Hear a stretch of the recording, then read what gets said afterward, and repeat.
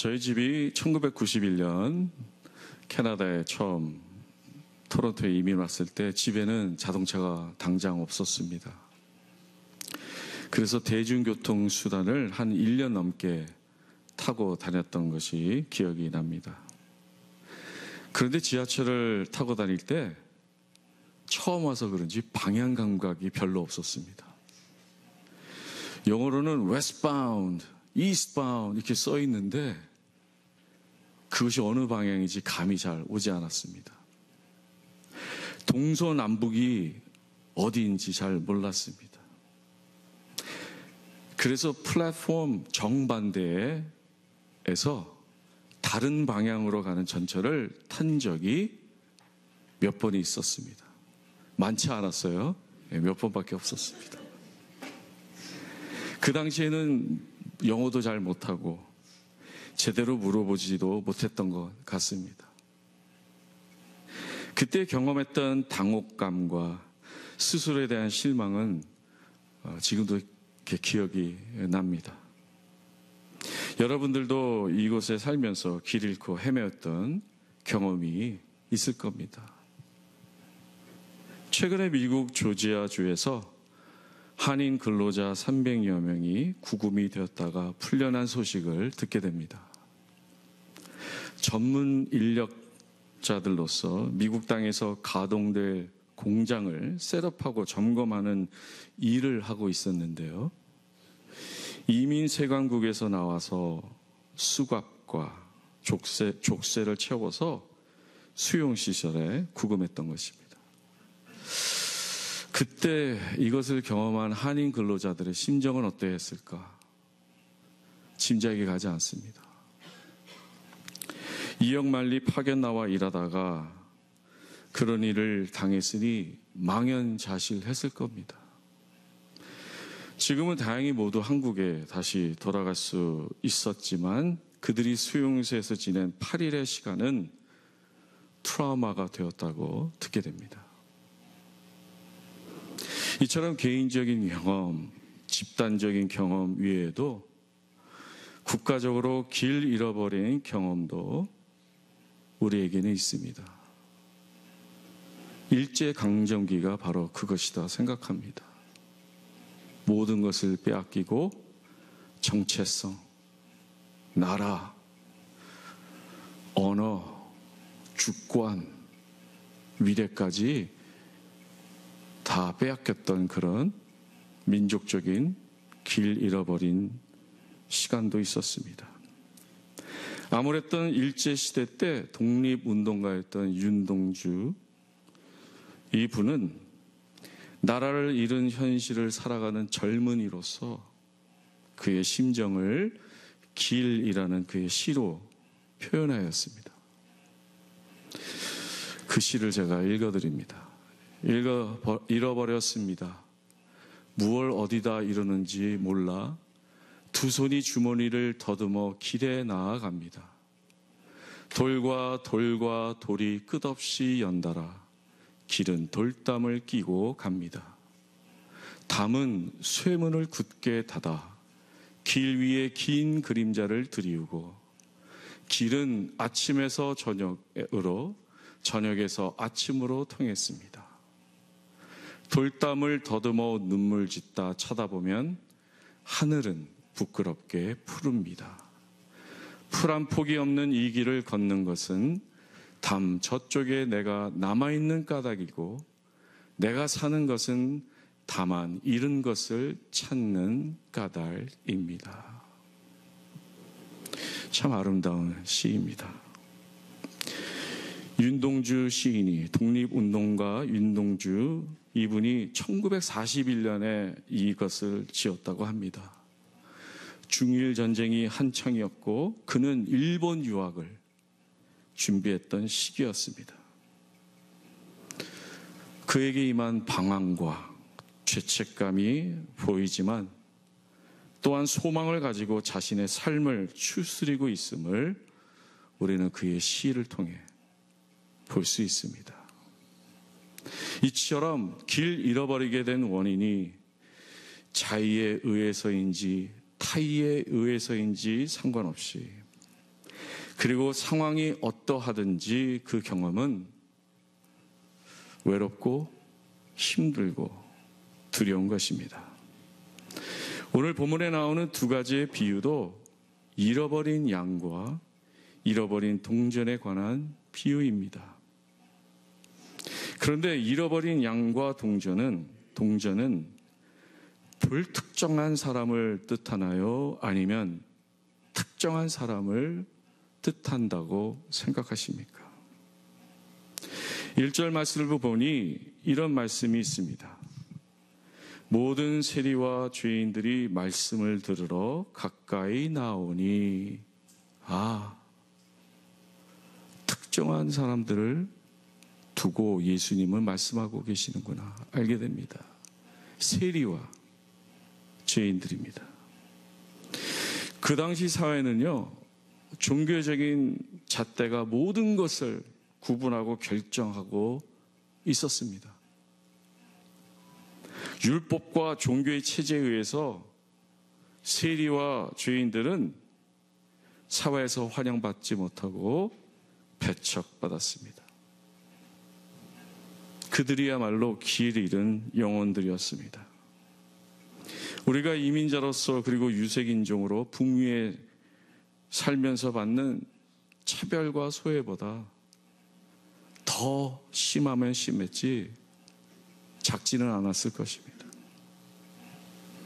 그런데 예수님은 그들을 어떻게 대하고 있습니까? 2절입니다. 바리새인과 서기관들이 수군거려 이르되 이 사람이 죄인을 영접하고 음식을 같이 먹는다 하더라. 식사를 같이 한다는 것은요, 식구로 여긴다는 것과 같습니다. 이 식구라는 것이 밥을 같이 먹는 사람을 뜻해요.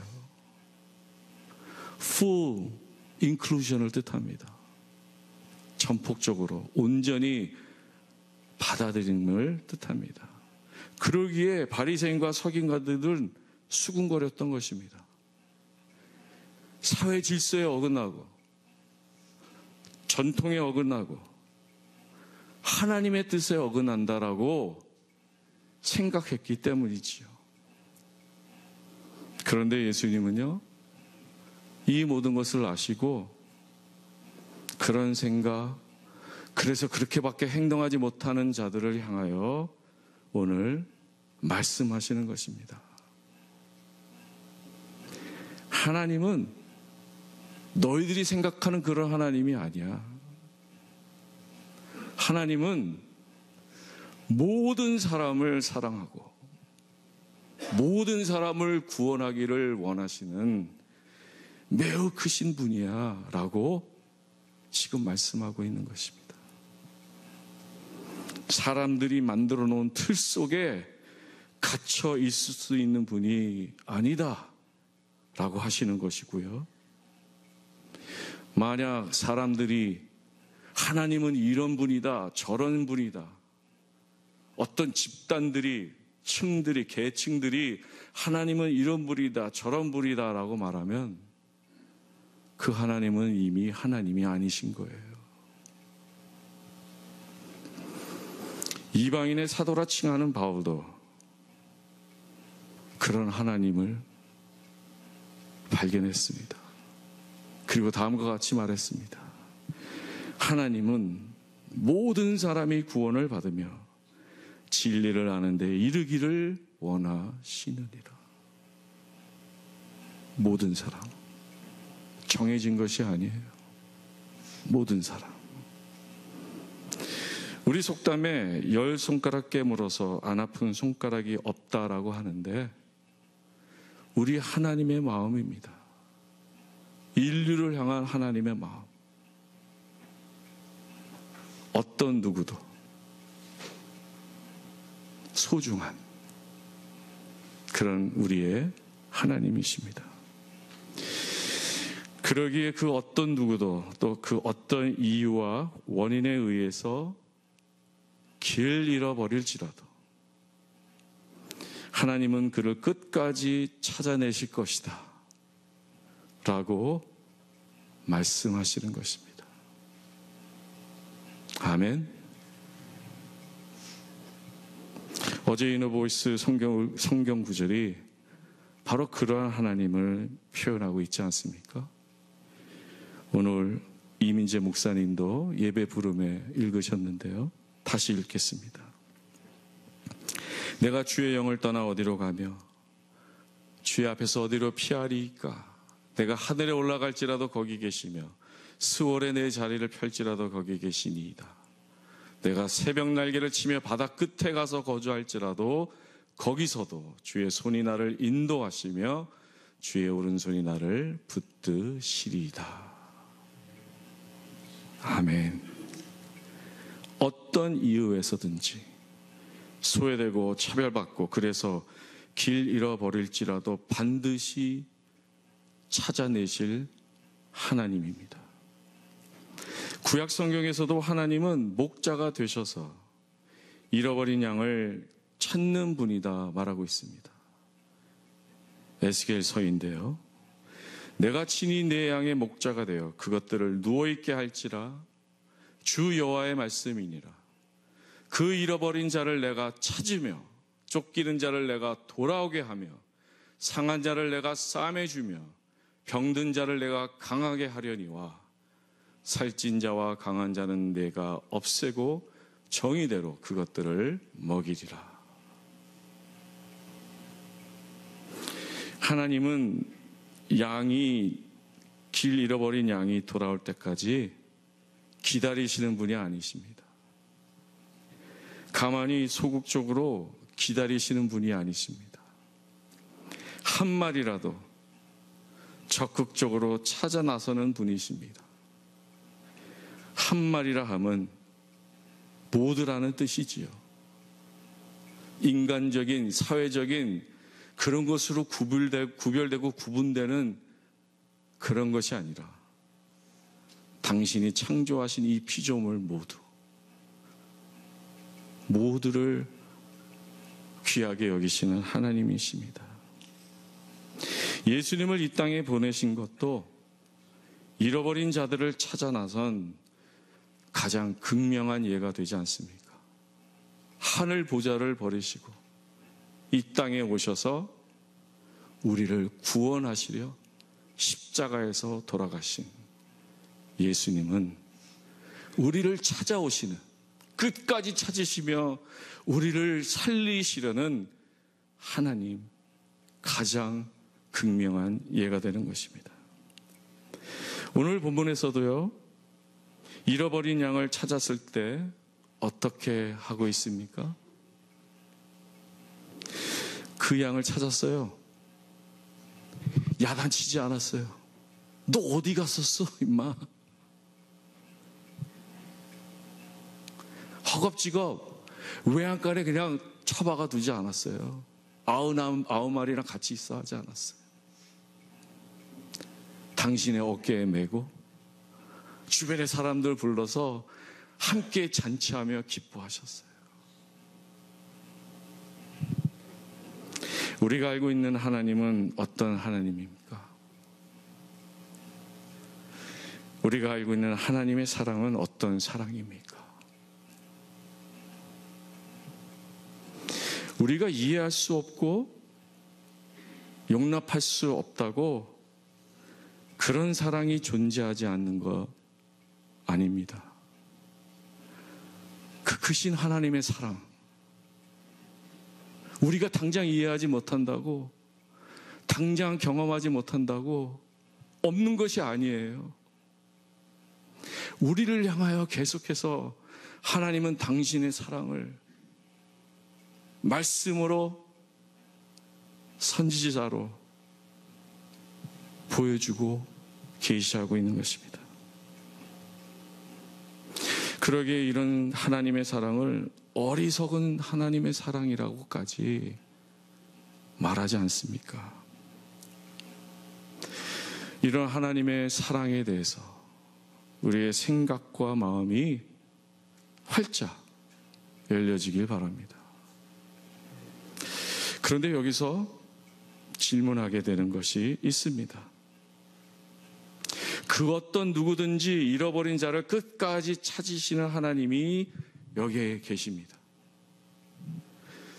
그리고 죄인이 회개하는 것, 이렇게 두 가지가 있습니다.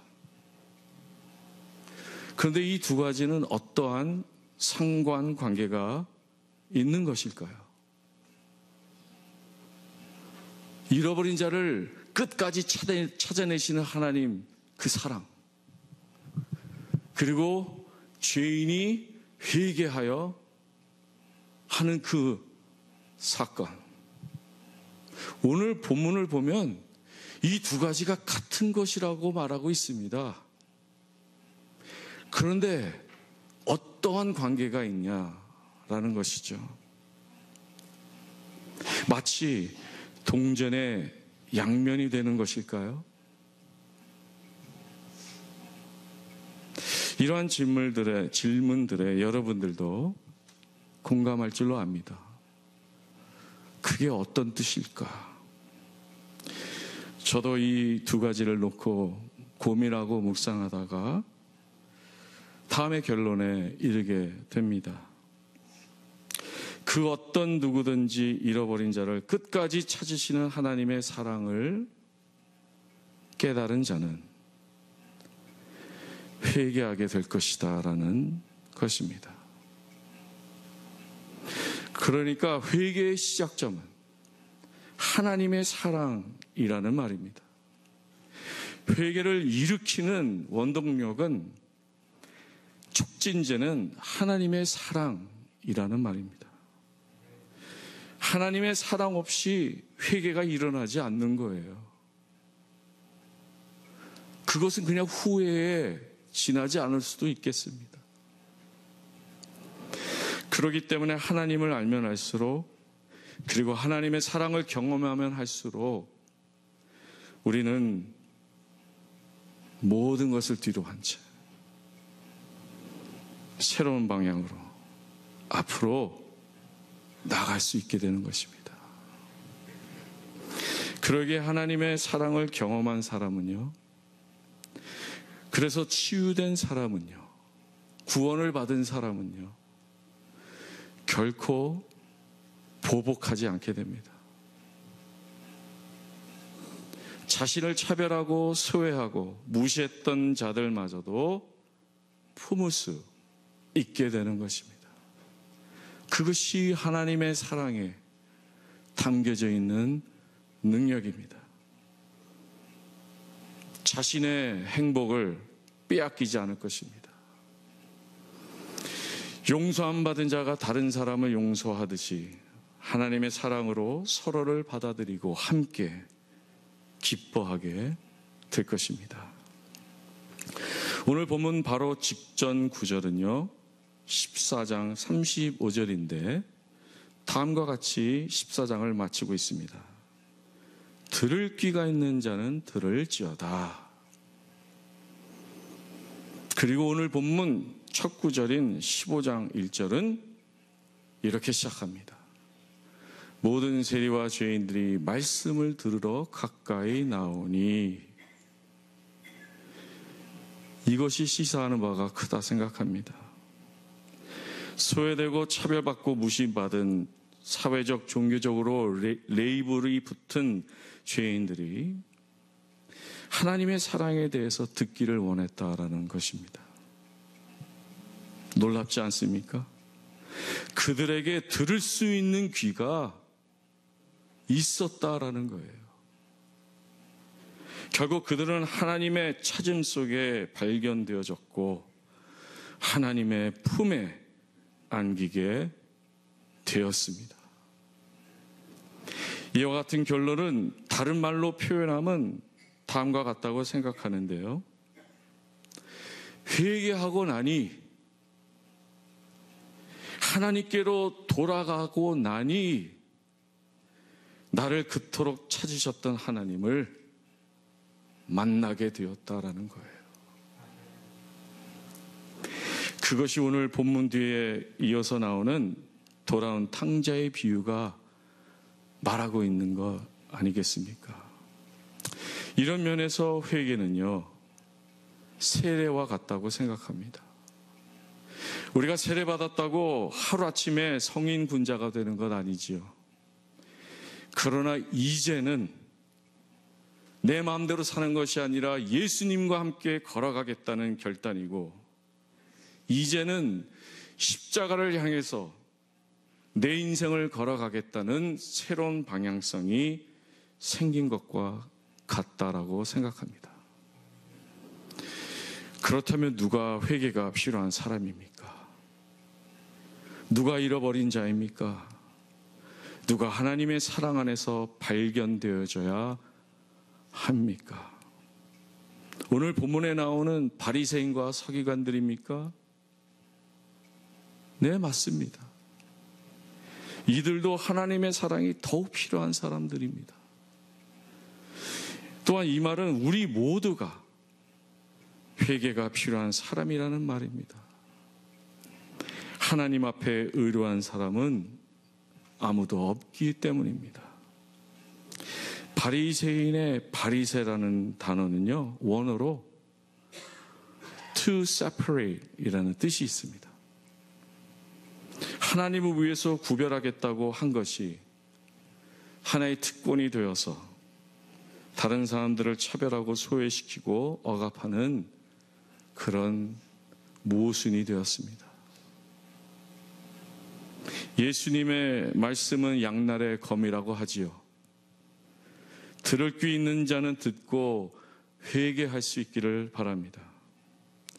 하나님께 돌아가서 하나님 품에 안겨 고침을 받기를 바랍니다. 그래서 우리의 삶이 더 이상 폭력, 미움, 갈등에서 풀려나기를 바랍니다. 하나님의 사랑 때문에 우리 모두가 건강하고 행복하기를 간절히 바랍니다. 하나님은 지금도 여러분들을 찾고 계십니다. 찬양하시겠습니다.